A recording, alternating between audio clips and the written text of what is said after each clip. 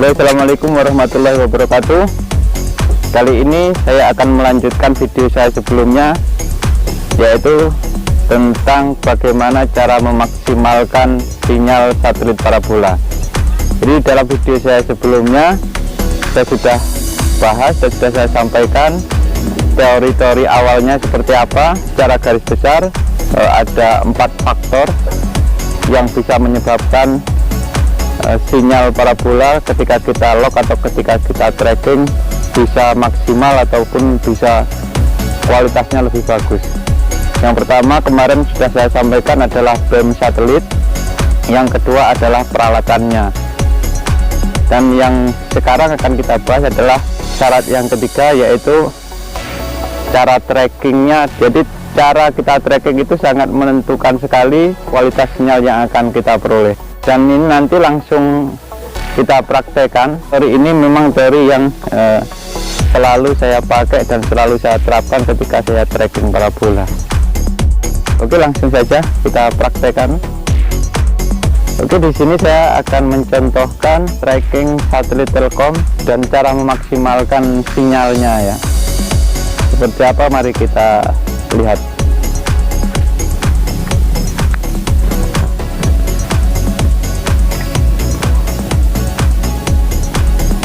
Nah, misalnya kita naikkan sedikit demi sedikit. Nah, itu sambil kita pantau di monitornya ya. Sepertinya sudah mulai mendapatkan sinyal.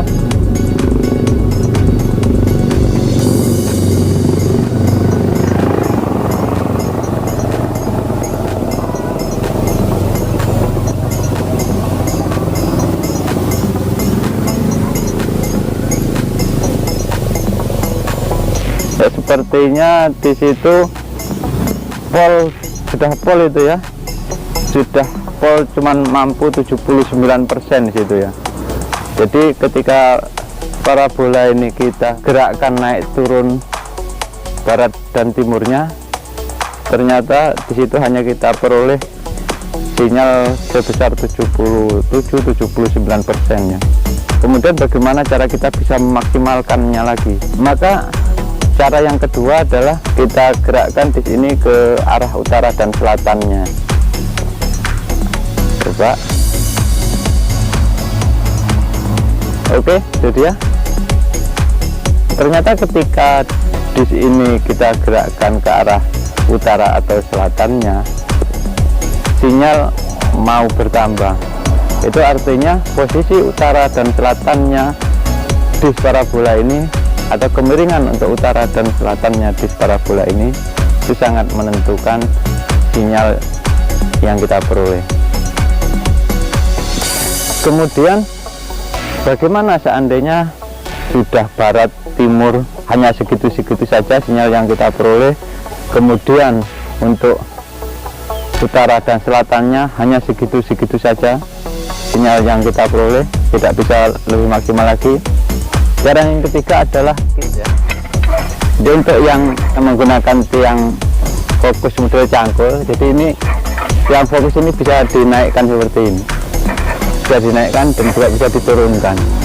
Jadi ketika ini dia posisinya agak turun seperti itu berarti LNB yang dipasang posisinya lebih turun atau lebih mendekat kepada dasar parabola. Ketika kita naikkan, berarti LNB menjauh atau lebih tinggi atau lebih jauh jaraknya dari dasar parabola ini. Maka jarak antara dasar parabola dengan LNB itu sebenarnya bisa diatur di sini. Jadi buat sobat-sobat yang bertanya berapa kedalaman LNB pada saat pemasangan di bracketnya, kedalaman LNB itu bisa diatur di sini, di tiang fokusnya ini. Kenapa saya mengatakan seperti itu? Karena saya sudah berkali-kali mempraktekkan. Untuk yang menggunakan tiang fokus tunggal seperti saya ini, saya tidak pernah mengukur kedalaman LNB itu. Saya kira-kira aja untuk kedalaman LNB nya. Nah, nanti yang saya mainkan di sininya. di tiang fokusnya ini, kecuali tiang fokus ini sudah berkarat dan tidak bisa dinaikkan atau diturunkan lagi. Nah, baru itu nanti kita atur di kedalaman LNB nya seperti itu. Namun untuk yang tiang fokus ini masih berfungsi, masih bisa dinaikkan atau diturunkan atau diputar-putar, maka saya tidak pernah menentukan kedalaman LNB nya. Namun teori ini tidak berlaku untuk yang menggunakan tiang fokus tripod ataupun yang menggunakan 4 tiang fokus. Ini teori ini hanya berlaku untuk yang menggunakan tiang fokus tunggal ataupun tiang fokus cangkul seperti yang saya pakai ini ya. Kemudian bagaimana kalau menggunakan tiang fokus tripod ataupun menggunakan 4 tiang fokus? Kan nggak bisa dinaikkan atau diturunkan lagi tiang fokusnya. Maka disitulah pentingnya penempatan LNB dengan tepat dan benar. Itu sangat penting sekali. Jadi harus menempatkan LNB itu dengan tepat. Kedalamannya harus ditentukan dengan tepat supaya hasilnya bisa maksimal ya. Karena tiang fokusnya tidak bisa dimain-mainkan lagi, berbeda dengan yang menggunakan tiang fokus tunggal. Maka kedalaman LNB itulah yang dimainkan, naik turunnya. Nah, kemudian yang menggunakan tiang fokus tripod ataupun 4 tiang fokus ini kan nggak bisa diputar-putar tiang fokusnya kan, nggak bisa diputar-putar lagi, berbeda dengan yang menggunakan tiang fokus tunggal. Bagaimana caranya? Nah, nanti saya tunjukkan. Ini akan saya kembalikan dulu tiang fokusnya ini, saya posisikan ke posisi yang seperti tadi ya, sambil kita lihat di bar sinyalnya. Nah, apakah bisa lebih meningkat hasilnya?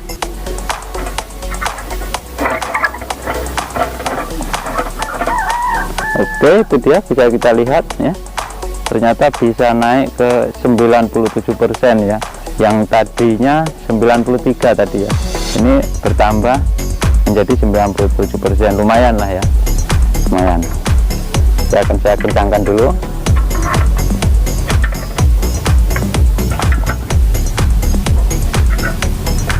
Oke. Kemudian untuk yang menggunakan tiang fokus tripod ataupun yang menggunakan tiang ataupun yang menggunakan 4 tiang fokus tadi kan nggak bisa diputar-putar ya, tiang fokusnya ini nggak bisa diputar-putar. Jadi yang diputar adalah disnya. Nah, disnya ini ya, nah diputar. Coba kita lihat itu di bar sinyalnya. Jadi ketika kita putar seperti ini, ternyata sinyalnya itu berkurang. Nah, ketika kita kembalikan lagi, nah ternyata bisa bertambah ataupun bisa berkurang ya ketika kita putar. Nah, ketika kita putar ternyata bisa, nah seperti itu. Ketika kita putar ternyata bar sinyalnya bisa bertambah dan bisa berkurang ya. Jadi ya, bisa bertambah dan bisa berkurang. Nah, ini saya kencangkan dulu ya, biar dia tidak bergerak lagi, tidak bergerak ke arah timur baratnya, tidak bergerak. Saya kencangkan dulu.